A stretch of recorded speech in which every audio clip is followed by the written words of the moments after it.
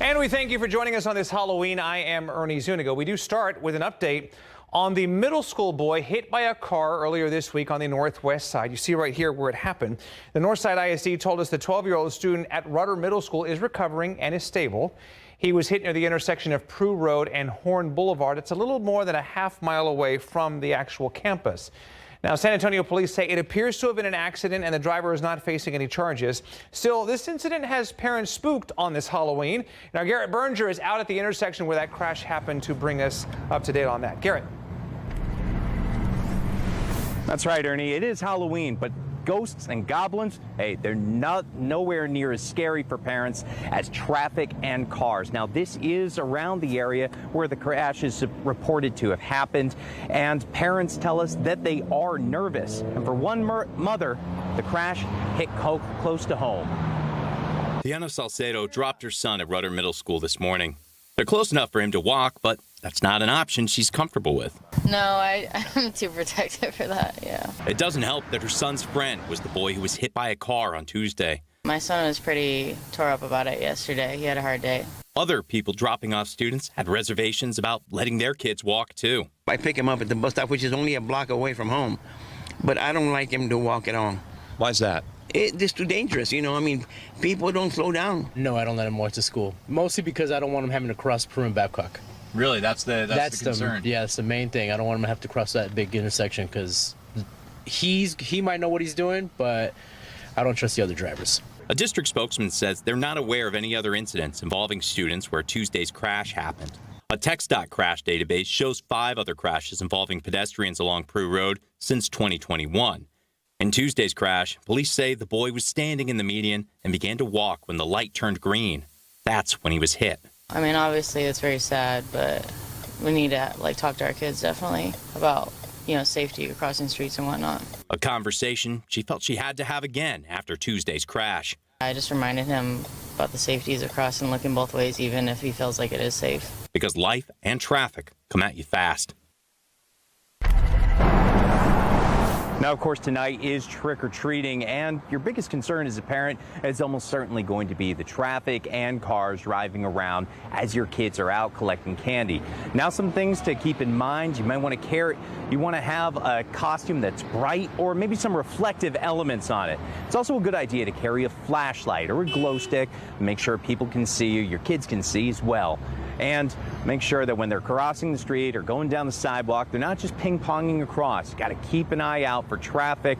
Don't let your kids sugar rush. Get ahead of their safety. Live on the northwest side, I'm Garrett Berger, KSAT 12 News. Hi, Garrett. Great tips. Thank you very much. We could be minutes away from the start of trick-or-treating in Shelby. So many people want, of all nights, Halloween night to be nice in the weather department.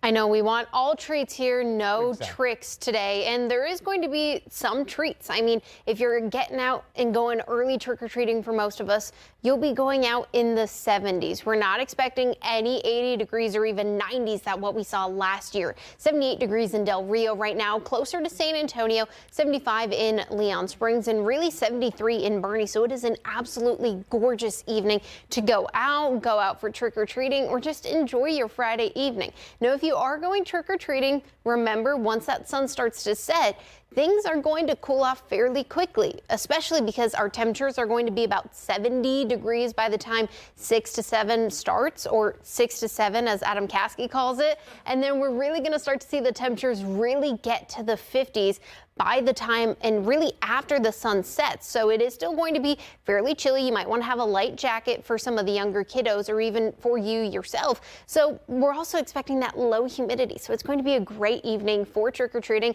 And then tomorrow, as we head into the weekend, we have some small rain chances. It's not going to be a lot. It's not going to be as widespread, but there are still some rain chances that could have and maybe interrupt your Saturday evening plans, but it's still going to be beautiful and comfortable as we start the next month of November. I'll give you a look at your futurecast of what you can expect throughout the rest of your trick-or-treat evening, plus a look at those rain chances for tomorrow coming up in just a bit, Ernie. All right, Shelby, thank you very much. Let's get you outside here on this Halloween evening. And actually, traffic's not too bad. Believe it or not, right now, 37 at Jones Avenue. Looking at some of the different cameras, we're kind of shuttling through them right now to look for, and there are no major accidents that we can see on any of these highways right now. So that's actually, for a Friday at 5 o'clock, Not bad at all. A little slow there, I-10, 410. Probably be a little surprised if it wasn't, but nonetheless, things looking pretty good, all things considered. So please be mindful of the trick-or-treaters tonight. And we do have a major construction closure to tell you about actually right now. Drivers on the far northwest side will need to watch out and beware of construction closures later on this evening. The areas affected will be near La Cantera, Six Flags Fiesta Texas, and the Rim. Now, this is due to the Loop 1604 North expansion project. The closures will start around 9 o'clock tonight and reopen at 6 a.m. tomorrow morning. For a detailed list of the closures, you can scan that large QR code there on your screen right now. And developing right now, an investigation is underway after a bicyclist was hit and killed by a car. It happened this morning around 6:30 near Highway 87 and Rigsby Avenue. The San Antonio Fire Department said the cyclist was pronounced dead at the scene. However, they did not say what led to the crash or if the driver stayed at that scene. Now, this is another reminder to those on the road to be careful and to keep an eye out for other vehicles and pedestrians and obviously bicyclists. Well, after 15 days of testimony, the state has finally rested in the trial of 3 former San Antonio police officers accused in the killing of Melissa Perez. And now it's the defense's turn to present their case. The defense started by calling retired SAPD Detective Mark Duke to the stand. Duke testified that Eleazar Alejandro, Alfred Flores, and Nathaniel Villalobos used their best judgment that night, given the circumstances. He also said the San Antonio Police Department did not do a thorough investigation before filing the arrest warrant. If found guilty, all 3 former officers face up to life in prison. And we will continue to live stream this trial throughout its entirety. Testimony is expected to continue on Monday at around noon, and you can watch it on all of our streaming platforms and KSAT.com. Some other news now. The FBI has fired the special agent in charge of its San Antonio office. That is according to CNN. Aaron Tapp has been the head of the office since February of 2024. Now, before that, he was the deputy assistant director of the FBI's Criminal Investigative Division.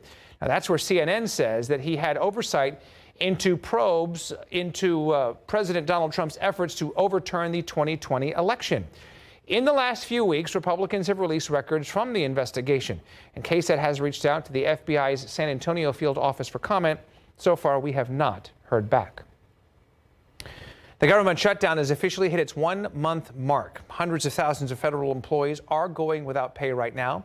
As of tonight, funding for SNAP benefits has run dry, leaving millions of Americans without the food assistance program. ABC's Christiane Cordero has more now from Washington. Today, just hours before SNAP benefits were set to run out of money, a federal judge in Rhode Island ruled the Trump administration must use emergency funding to keep the food assistance program afloat. The judge in this case deciding the suspension of SNAP funding is arbitrary and likely to cause irreparable harm, ordering the USDA to distribute the money as soon as possible. In a similar but separate case, a judge in Massachusetts ruled it's unlawful to cut SNAP funding but didn't specify how to fund it. Some 42 million Americans from just about every state rely on SNAP benefits to help put food on the table. The lawsuits follow an effort from Democrats demanding the USDA move money around. The money's there, and Trump has said, don't spend a dime. We want to use hungry people as hostages. The president today claimed Democrats are working against their own constituents. When you're talking about SNAP, if you look, it's largely Democrats. They're hurting their own people. The administration so far stands by its position that emergency funds can only protect SNAP through an act of Congress. It's unclear if they plan to appeal today's ruling. Caught in between, SNAP recipients like Sandra Esquivel. Yes, it's very helpful. I like to get the meat and the vegetables because that's the most important things. It's one of several consequences of a government shutdown that has left hundreds of thousands of Americans without a paycheck as it stretches into its 2nd month. The sticking point, whether to negotiate extending Obamacare subsidies set to expire at the end of this year. If they do, health care premiums for the ACA's more than 20 million enrollees could skyrocket. I don't know if I've ever cried opening a letter from an insurance before, but it happened this time. Stacy Cox says she currently pays about $500 to cover her and her husband, a premium set to jump to more than $2,000 a month next year. The House is scheduled to be in recess again next week for the 6th week in a row. Members of Congress continue to get paid through the shutdown. Christiane Cordero, ABC News, Washington. Well, a major announcement from Mayor Gina Ortiz-Jones. With the looming loss of SNAP benefits, there appears to be some help for those who need it. The mayor says local businesses have raised more than $1.6 million to help San Antonio families while SNAP benefits pause. Eligible households will receive a $150 HEB gift card from the San Antonio Area Foundation and distributed by Metro Health and City Human Services. I know so many families, when they heard the news of those SNAP benefits being paused, were really worried about how they were going to make it through that next month. And so that's why I knew we had to act quickly. Now, according to the mayor, the fund will help nearly 11,000 families. She said details of the distribution of the funds and eligibility will be announced next week. Now, if you or someone you know has been impacted, you can scan this QR code on your screen. A lot of companies, workplaces, and school districts are stepping up to help cover the financial gap during the federal shutdown, and there will be more events and resources next week. We have a full updated list for you available right now on KSAT.com. Well, early voting is winding down. In fact, you have a little less than 2 hours left to cast your ballot for next Tuesday's election. Bexar County voters will determine whether the county can allocate funds to the Frostbank Center and a proposed new downtown arena for the Spurs. Also on the ballot for all Texas voters are 17 constitutional amendments. A majority of them are meant to lower taxes. Now, as of yesterday, more than 119,000 people in Bexar County have cast their ballot. Yesterday alone, 16,835 people voted in person.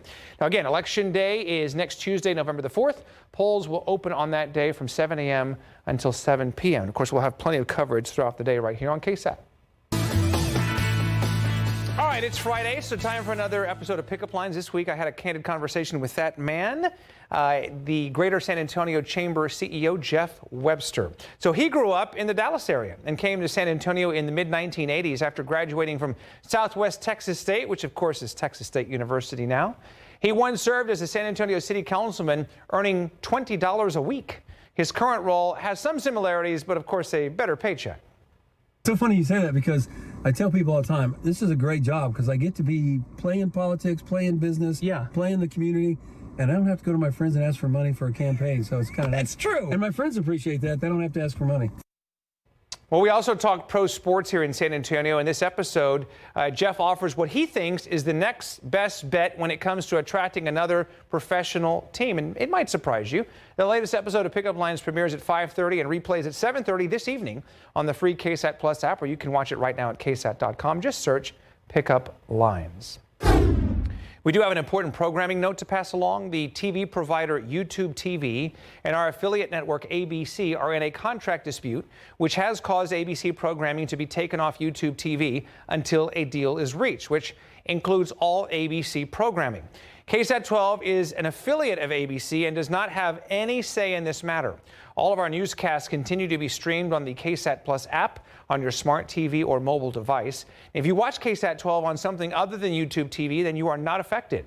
This does not affect any clips or shows from KSAT 12 that you watch on YouTube as well. As negotiations are ongoing, we'll continue to keep you informed as this progresses.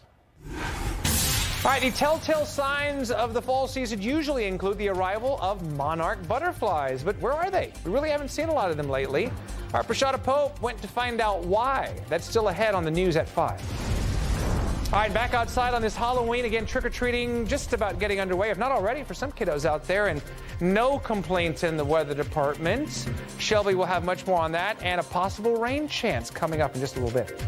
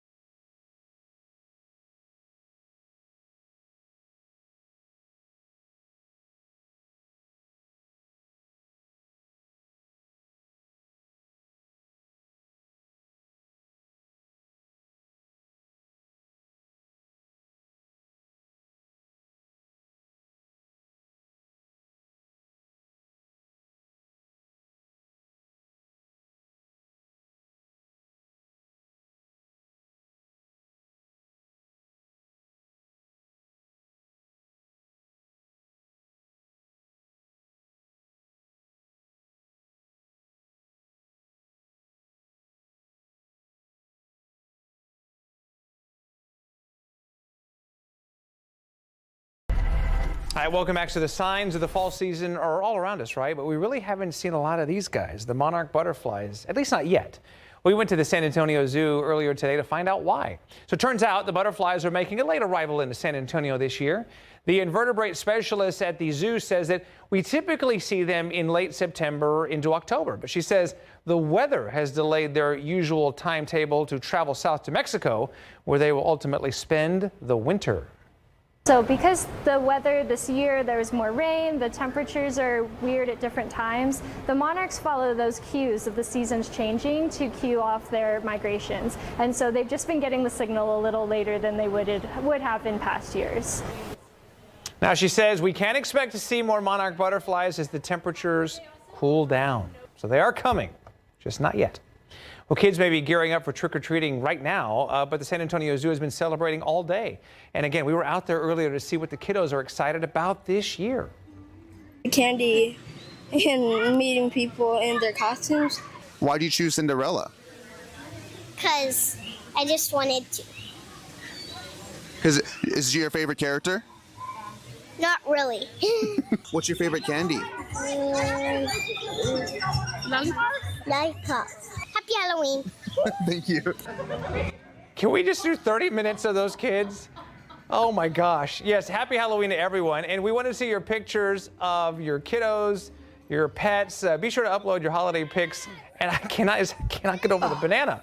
I'm sorry. Go to KSAT.com, KSAT Connect, and you can get those pictures to us, and we'll do our best to share them on the air. Shelby, that's a tough act to follow. I mean, I can try to follow with some KSAT Connect pictures. Okay. Except we haven't had too many, Ernie, of kids and the costumes. Okay. We have had so far plenty of your four-legged friends showing up and getting ready for Halloween. So we have Evie, who is a service dog in training, dressing up. She works in healthcare. And then we also have Bolt. Oh, there we go. And then we also have Gru and his little minions. So if you have any pictures of any of your four-legged friends, dogs or cats, send them to KSAT Connect, and I'll try to show them throughout the next few hours on here and on air, online, and all sorts of things. And we appreciate it, and happy Halloween to all those folks. And if you are going trick-or-treating today, well, expect temperatures to be very nice. It might be eerily comfortable. We're seeing temperatures dip quickly into the 60s once that sun really starts to set, that low humidity, and really, it's going to be a perfect night for trick-or-treating. Now, what we're watching this weekend is that 20% chance of rain as we go throughout Saturday. But really, the rain chances only are here for Saturday afternoon. Sunday is going to be sunny and gorgeous. But here's what we're watching as that rain chances really start to ramp up. It's all because of a weak cool front moving through North Texas as we go from tonight into tomorrow morning. It's not that cool front that's going to bring us those cold temperatures, much like what we saw earlier in the week. But what it is going to do is bring us a small chance of some rain Saturday afternoon. We're really watching that window of opportunity being about noon, but really continuing to be those splash and dash showers for San Antonio. Higher chance as you head to the east and towards the south near the coastal plains. And it does seem to finally taper off at about 8 p.m. for most of us here in the Alamo City, with those clear skies continuing to linger as we go throughout Sunday night into Monday. And really those clear skies are going to allow our temperatures for the next few mornings to really be in the 40s and the 50s. Here's a look at your futurecast. We're falling back Saturday night into Sunday morning with temperatures still in the 50s with daylight savings finally ending. 80s, though, are trying to slowly creep back into the forecast as we head into Tuesday and Wednesday. Okay, but the weather god's smiling on all the high school football fans as well, as Mary is here with us. And one of the cool things about these Halloween games is you see a lot of the students especially out there in costume tonight. That's what I'm most excited for. Right. Of course, the football, but also all of the fun costumes. Yes, it's week 10 continuing tonight, and coming up, we're previewing our game of the week between Alamo Heights and Kerrville Tybee. Plus, we're talking Spurs and teasing our 6 p.m. coverage coming up.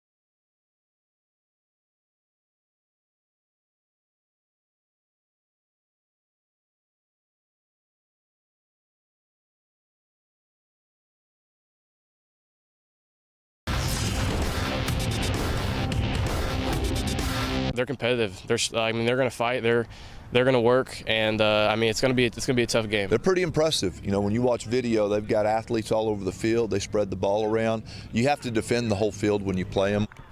Respect on both sides in our game of the week in Big Board Sports.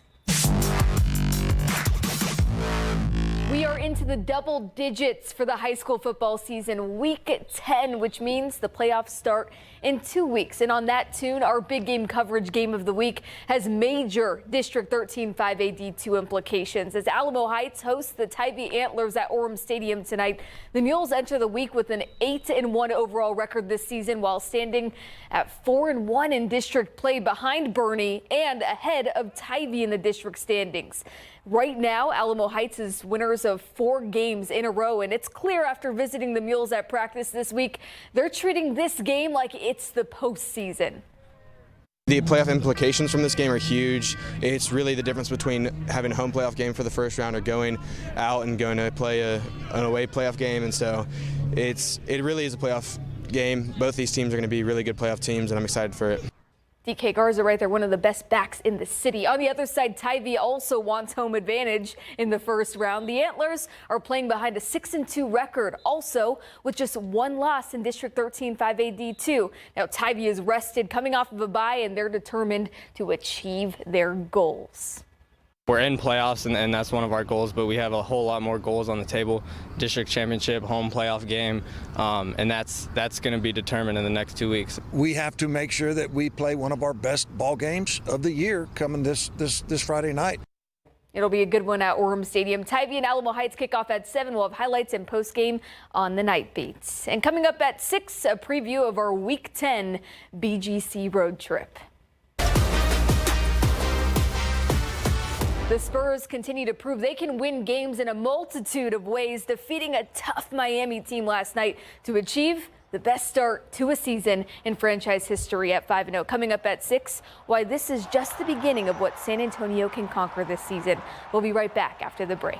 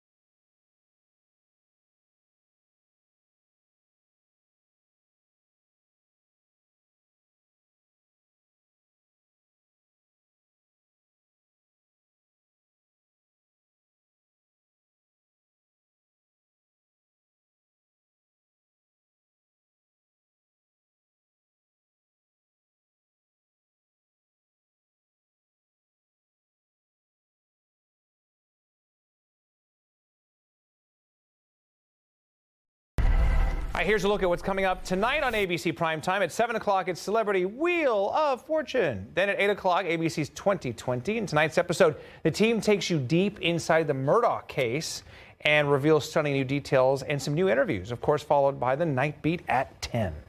After the trick-or-treating is over. Oh, always have to be till after trick-or-treating. Temperatures right now in San Antonio sitting at about 75 degrees. Once we get really close to that sunset, the sun is really going to allow our temperatures to cool down quickly, already near 50 degrees by the time the night beat starts. And if you love the cooler temperatures, well, enjoy the next few days. There are still some small rain chances tomorrow, but you'll be waking up still in the 40s and the 50s. And finally, sadly, the 80s and the 60s are creeping back next week. And chill my Reese's peanut butter cups outside.